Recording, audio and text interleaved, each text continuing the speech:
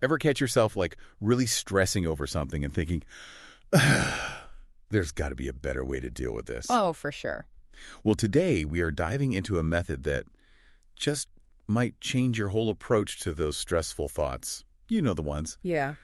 Byron Katie's Loving What Is. Yes. Now, you, dear listener, requested this deep dive, so you're probably at least somewhat familiar with Katie and her whole the work thing. Right. But what's always gotten me about it is how this whole thing came to her.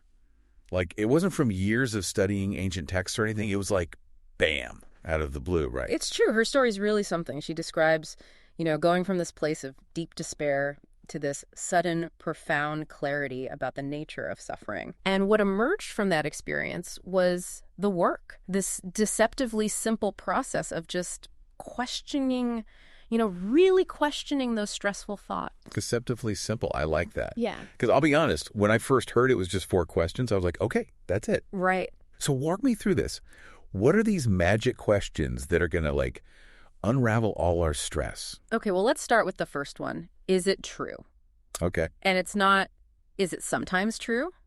Or could it be true in some alternate universe? It's about that thought you're having right now, in this moment. Is it actually factually true? So no more mental gymnastics, no more wishy-washy maybes. Exactly. Just straight up, is this thought holding up when you, really look at it? And that's the heart of inquiry in the work. Not accepting thoughts at face value, but genuinely investigating them. And that leads to the second question. Can you absolutely know that it's true?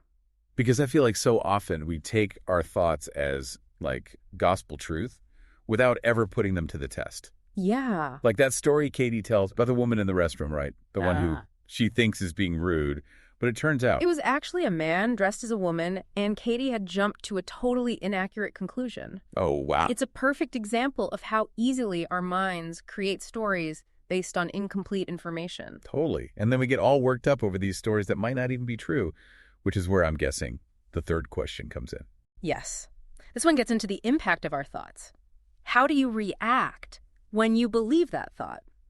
Because it's not just the thought itself, but that whole emotional chain reaction it sets off. Right. So do we get angry? Do we shut down? Do we pick a fight with someone because of this thought we're clinging to? Exactly. And often just recognizing the negative consequences of a thought can be enough to start loosening its grip on us.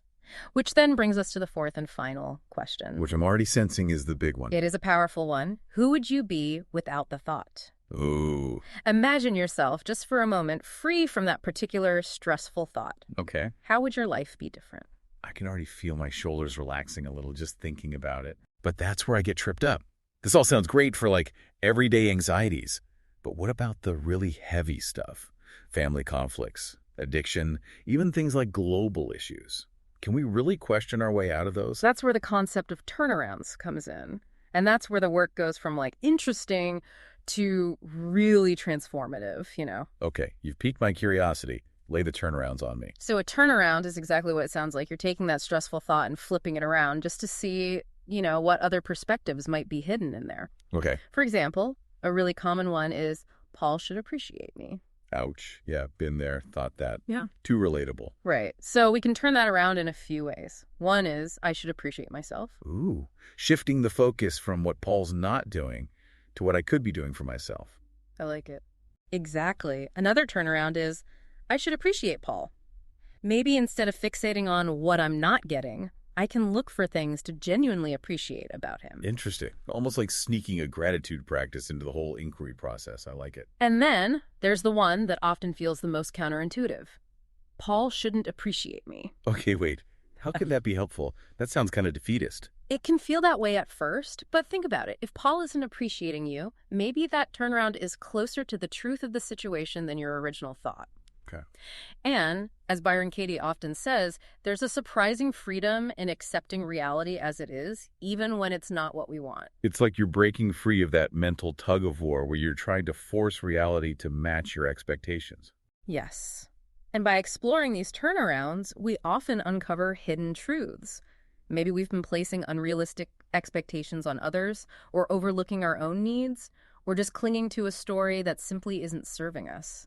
So this all makes sense for, a relationship issue. Yeah. But I'm still stuck on how this applies to those really entrenched patterns, like addiction. Right. Those feel so much bigger than just a thought you can question. You're right. Addiction is incredibly complex, and the work isn't a replacement for therapy or programs like AA. Right. But Katie has talked about how it played a role in her own daughter, Roxanne's recovery from addiction. Oh, wow. So she saw it firsthand. What was that like? Katie says that, while Roxanne still needed traditional treatment and all that, the work gave her a way to understand the thoughts that were driving her addictive behaviors. It wasn't about denying the cravings or pretending they didn't exist, but about examining them with honesty and compassion. So instead of just white-knuckling it through, she was using those 4 questions and turnarounds to unpack the roots of the addiction. Exactly.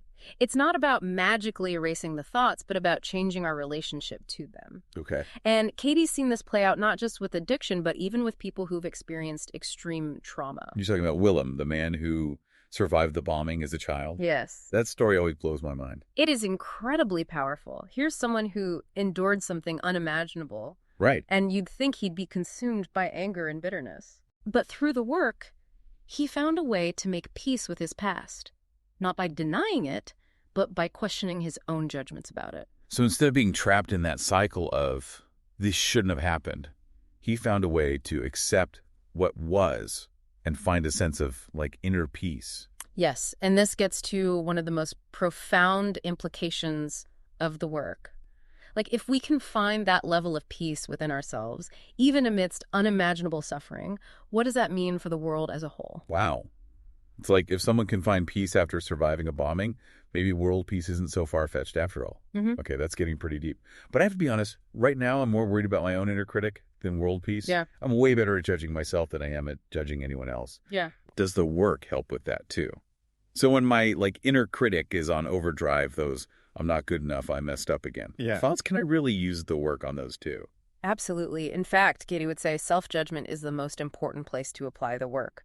Because that voice in your head, the one telling you you're not good enough, that's just another thought to be questioned, not like a decree from on high. Okay, so let's say my thought is, I'm a failure. Do I just run that through those 4 questions, just like any other stressful thought? You could, and that's often a powerful place to start. But here's where the turnarounds get really interesting with self-judgment. Okay. What if you turned it around to, I'm judging myself for being a failure? Whoa, that hits different. Suddenly it's not about whether I'm actually a failure, but about the act of judging itself. Exactly. It shifts the focus to the thought pattern rather than getting caught up in the content of the thought. And that can be incredibly liberating because it allows us to see that we have a choice. We can continue to beat ourselves up, or we can choose a more compassionate way of relating to ourselves. It's like you're saying even the act of judging ourselves is just another choice we're making, not some immutable truth about who we are. This is all so much to take in. But I have to ask, is the goal here to get to a point where we're never stressed or self-critical again? Right. Because that just feels impossible. You're not alone in wondering that. A lot of people misunderstand loving what is as this blissful state of never having a negative thought again. But that's not really what it's about. So it's not about becoming some kind of emotionless Zen master. Not at all. It's more about changing our relationship to our thoughts and emotions. Okay. It's about recognizing that thoughts are just thoughts. They're not necessarily facts, and they don't have to control us. Okay. That feels a lot more doable. But I gotta admit, I also kind of like having strong opinions. Right. I don't want to question everything to the point where I'm just passively accepting whatever happens. And you don't have to. Katie is actually a big proponent of questioning everything, even our most cherished beliefs. Because it's often in those unquestioned beliefs that we get stuck. So it's not about erasing our opinions, but about being willing to hold them a little more lightly, to stay open to the possibility that, we might be wrong or that there might be a different way of seeing things. Exactly. And that's what makes the work such a powerful tool for growth. It's not about arriving at some predetermined destination, but about embarking on a lifelong journey of self-discovery. This has been seriously eye-opening, but for someone listening who's thinking, okay, I want to try this work thing, where do they even start? The simplest way is to just start noticing your stressful thoughts. When you feel that surge of stress or anxiety, take a moment to write down the thought that's causing it, and then you can put it through the 4 questions and see what comes up. So journaling could be a good entry point. Absolutely. There are also worksheets and guided meditations available online that can help walk you through the process. And of course, Katie's book, Loving What is a fantastic resource. It's full of stories and examples that really bring these concepts to life. It's not just theory, it's people actually using these tools to, navigate real-life challenges. Exactly. And the beauty of the work is that it's available to anyone, anywhere, at any time. You don't need any special equipment or training, just a willingness to question your thoughts and see what happens. What a powerful reminder that we have more control over our inner world than we often realize. Well, listeners, we'll leave you with this. What one stressful thought might you be ready to question today? What would it feel like to meet yourself with that same spirit of inquiry and compassion that Byron Katie embodies? Until next time, happy diving.